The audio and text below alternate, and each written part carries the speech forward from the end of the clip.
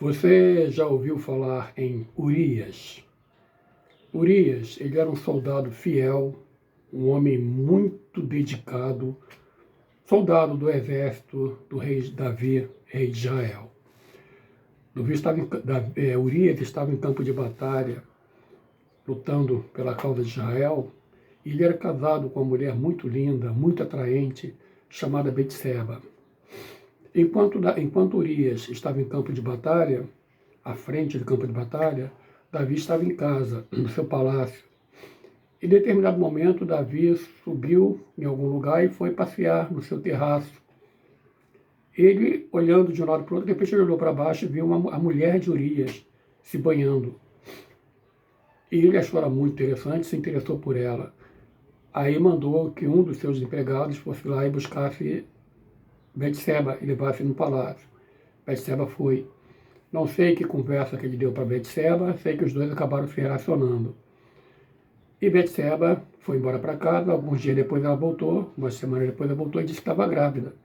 Então Davi ficou muito preocupado, porque naquela época, adultério, a mulher que fosse pega em adultério, ela era apedrejada até a morte. E Davi ficou preocupado sem saber o que fazer. A mulher estava grávida e o marido dela estava em campo de batalha. Então Davi ficou planejando o que eu vou fazer. Aí ele mandou que mandou que o chefe do exército dele mandasse Urias de volta para falar com ele, a pretexto de se informar como é que estava a guerra, como é que estavam os soldados. Inventou uma desculpa para trazer Urias de volta. Aí Urias veio, se apresentou a Davi, Davi perguntou tudo o que quis, e depois falou, poxa, você está muito tempo lá, vai para casa, passa uns 2 dias, 3 dias com a tua mulher, e descansa um pouquinho, e depois você volta para a guerra. Porque Davi pensou, ele indo para casa, naturalmente ele está um tempão fora de casa, ele vai se relacionar com a mulher, e a paternidade está resolvida, o filho é dele, e acabou o problema. Mas Urias, por ser tão fiel, tão fiel, tão fiel, ele não foi para casa e disse, Deus me livre de fazer um pecado desse contra o rei e contra Israel. Enquanto os homens lutam a favor da nossa causa, do nosso país, eu vou estar desfrutando do meu leito com a minha mulher, longe de mim uma coisa dessa. Aí Davi fez assim, não, mas você está muito dedicado, você merece isso. Ele disse, não vou, meu rei. Aí Davi viu que não tinha jeito mesmo, o Urias estava na casa de Davi e ficou sentado lá de fora esperando a noite passar para depois ir. Aí no dia seguinte, Davi chamou Urias, ele entrou, Davi foi no interior da casa, pegou um papel, uma pena, sei lá como é que escrevia, um pergaminho, aí escreveu alguma coisa, e naquela carta ele dizia para o chefe da guarda que estava lá em campo de batalha, para pegar Urias, colocar ele à frente do campo de batalha, bem à frente e sem proteção, sem retaguarda, para que ele fosse morto.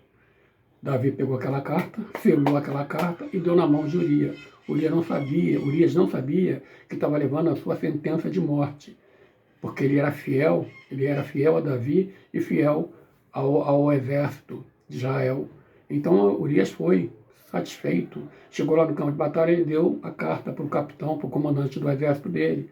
O comandante olhou aquilo, deve ter estranhado, poxa, como é que o rei quer que eu faça uma coisa dessa?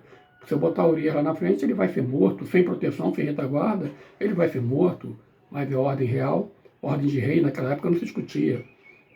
Então pegou Urias e colocou ele na frente do campo de batalha. Eu imagino que Urias deve ter pensado, por que ele está fazendo isso? Urias deve ter pensado alguma coisa, né? Mas aí Urias foi para o campo de batalha. Aí veio os exércitos inimigos, naquela época era lança, espada, flecha, e feriram a Urias e ele realmente morreu. Aí o comandante da guarda mandou avisar a Davi que estava feito conforme ele pediu. Aí o que Davi fez? Foi lá, mandou chamar Betseba, depois passou algum tempo, trouxe ela para a casa dele, se casou com ela e a criança nasceu. Mas Deus estava vendo tudo aquilo. Deus não estava alheio, porque tudo que você faz no escondido do teu quarto, longe dos olhos de qualquer pessoa, Deus conhece, Deus está vendo, Deus tem conhecimento de tudo aquilo que você está fazendo. Então, Deus pegou um profeta chamado Natan, vai lá na casa de Davi, que eu tenho uma mensagem para ele. Aí, quando Natan chegou em casa, Natan falou o seguinte para Davi, havia um senhor que ele tinha ele tinha muitas ovelhas, muitos gados, muitas cabras, muitas ovelhas. Aí, de repente, chegou um visitante para estar com ele, e ele queria oferecer um almoço bom para aquele visitante. Mas ele não queria matar nenhum das suas ovelhas, dos seus gados, dos seus cabritos. Ele mandou que os seus funcionários fossem na casa de um senhor velhinho, que só tinha uma ovelhinha, que ele tratava como se fosse filha dele. Dormia na cama com ele, ele tinha carinho para aquela ovelha, igual as pessoas têm carinho pelos seus animais, pelos seus cães, pelos seus gatos. Aquele homem tinha carinho pela ovelhinha dele, que ele tratava como uma filha dele. Esse homem mandou que os empregados dele fossem lá, pegassem a ovelhinha dele e matassem para fazer o almoço desse teu visitante que chegou com ele. E assim foi feito, e matou a ovelhinha do homem. Aí quando Natan contou essa história para Davi, Davi se indignou, ficou furioso. Seja lá quem for esse homem, é digno de morte, traga aqui que ele vai morrer. Aí Natan falou para Davi, esse homem, ó rei, é tu. O que o Senhor fez com Urias foi uma traição, foi uma covardia. O Senhor matou um inocente. Davi reconheceu aquele erro, caiu em si, chorou amargamente. Mas Natan falou para ele, Deus te perdoou, o teu pecado está perdoado. Você não vai morrer por causa disso, mas a punição virá. A espada nunca mais sairá da tua casa. Você será um homem de sangue. E o filho que nasceu, você não vai ter ele por muito tempo. Betseba teve o filho, a filha viveu alguns dias, depois adoeceu. Davi sabia que Deus tinha falado aquilo. O que Davi fez? Deus é muito bom, Deus é misericordioso, eu vou orar e jejuar, e Deus vai livrar meu filho. Davi foi para o joelho, chorou, suplicou, fez jejum, ficou sem comer, suplicou a Deus. Passados alguns dias, o menino morreu, porque Deus é bom, meu querido, mas Deus é justo, e tudo aquilo que a gente planta, a gente colhe. Aí, Davi, quando os empregados ficaram com medo de chegar para o rei e falar que o menino tinha morrido, porque estava todo mundo falando, o rei está muito envolvido com o filho dele. Se eu disser para ele que o filho morreu, ele é capaz de matar a gente. Mas o empregado chegou lá e ficou olhando para Davi. Aí Davi olhou para ele e falou assim, a criança morreu? Ele disse, a criança morreu. Davi foi, se levantou, lavou o rosto, trocou de roupa e sentou-se à mesa e pediu um grande banquete. Queria comer, estava com fome. Aí os homens perguntaram, mas o que é isso? Enquanto a criança vivia, você chorou. Agora a criança morre, você vai, toma banho, se veste, vai comer. Aí Davi falou, enquanto ele estava doente, eu orava para que Deus tivesse misericórdia de mim. Agora ele morreu, ele se foi. E eu sei que um dia eu irei estar com ele, mas ele jamais voltará para cá. E Davi foi viver a sua vida. E a partir daquele momento, houve muita confusão na vida de Davi. Os filhos de Davi se voltaram contra ele. Houve um incesto na família de Davi, entre o filho dele e a filha dele. Davi foi um homem de guerra, foi perseguido pelos inimigos. Saul se levantou contra ele para o matar. Houve uma confusão tremenda na vida do rei Davi. Ele foi um homem de sangue. Ele matou muita gente, ele fugiu de muita gente que queria matar ele. Tanto que chegou uma hora que ele quis construir o templo para Deus em Israel. E Deus falou, não, você não vai construir o meu templo porque a tua mão é cheia de sangue. O teu filho que vai nascer, ele vai me construir um templo. E Davi teve essa circunstância na vida dele. Moral da história. Tudo o que nós fazemos é conhecido por Deus. Não importa onde você faça, com quem você faça, quão longe você esteja.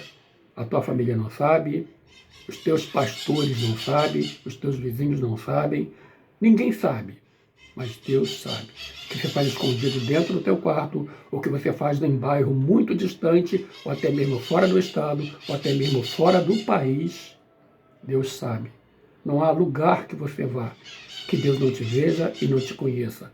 Se você pudesse sair da Terra, ir para a Lua, Marte, Plutão ou qualquer outro planeta, lá Deus te conhece, está vendo tudo que você faz e tudo que você pensa. E meu amigo, tudo tem consequência. É a lei da ação e da reação. A vida da gente, ele é um campo fértil, uma terra, um solo muito fértil. toda semente que você plantar, ela vai germinar, vai florescer e vai dar frutos. E o fruto que ela dá, só você vai ter que comer. Você não pode dividir com ninguém. Sejam eles doces ou sejam eles amargos, você vai comer sozinho e vai comer tudo, porque não será permitido desperdiçar uma só fruta, um só pedaço dessa fruta, desse fruto. Tudo tem consequência, porque Deus é bom, Deus é amor, Deus é misericordioso, mas Deus também é justo. Deus não tem o culpado por inocente. Deus não pode olhar os meus pecados e achar aquilo normal e passar a mão na minha cabeça porque Ele resolveu passar. Deus não pode. Ele tem compromisso. A santidade dele não permite. Ele pode até te perdoar se você se arrepender. Como Davi se arrependeu, ele chorou amargamente e houve perdão, mas a consequência veio. Eu me lembro que uma vez o apóstolo Paulo falou sobre uma situação de um rapaz que ele dormia com a mulher do pai dele. Não era com a mãe dele, era com a madrasta dele no caso. Ele dormia com a madrasta dele. E Paulo ficou indignado com aquilo. Como é que vocês da igreja suportam uma coisa dessa? Então já determinei que vocês se unam. Eu não posso estar aí porque eu estou longe, mas eu vou estar aí em espírito. E eu e Jesus Cristo estaremos aí em espírito. E vocês, em nome de Jesus, peguem esse sujeito, entreguem ele para Satanás, para que o corpo dele seja destruído, mas que a alma seja salva no dia da salvação de Cristo Jesus. Tirem esse iníquo, ao termo que ele usou, do meio de vocês.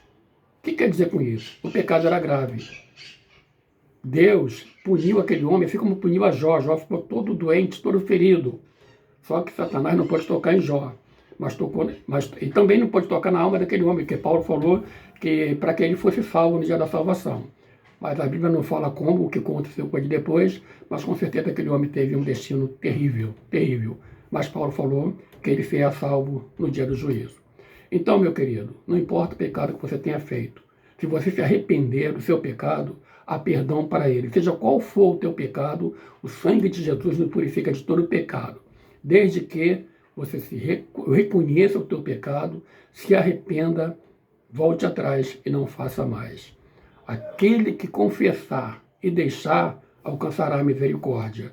E tudo que você fizer pode ser perdoado se houver arrependimento, mas haverá consequência. Deus é justo e pela justiça dele, ele não vai deixar que você passe impune. Ele vai te perdoar. Quando você sair daqui, você vai ser salvo, ele vai estar ao teu lado, mas aquilo que você plantou, você vai colher. Se você plantou no corpo, você vai colher no corpo. Se você plantou em espírito, você vai colher em espírito.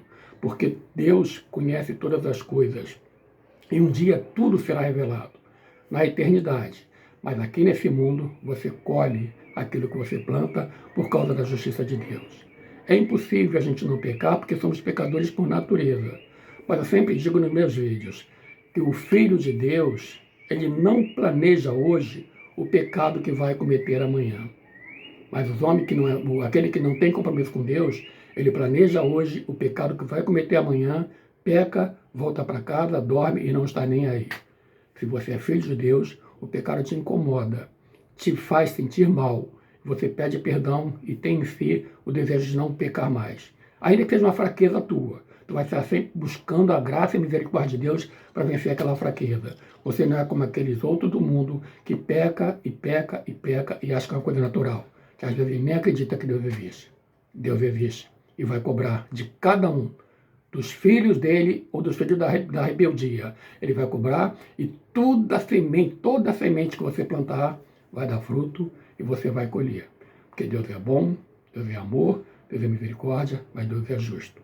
Então, meu amigo, tenha prudência na tua vida espiritual, porque servir a Deus é coisa séria. E a Bíblia diz que sem santidade ninguém verá o Senhor. Quer ter dias felizes? Quer ter um futuro tranquilo? Pense hoje no que vai fazer, porque o amanhã, o hoje, é o passado de amanhã. Você não vai poder voltar no dia de hoje para corrigir.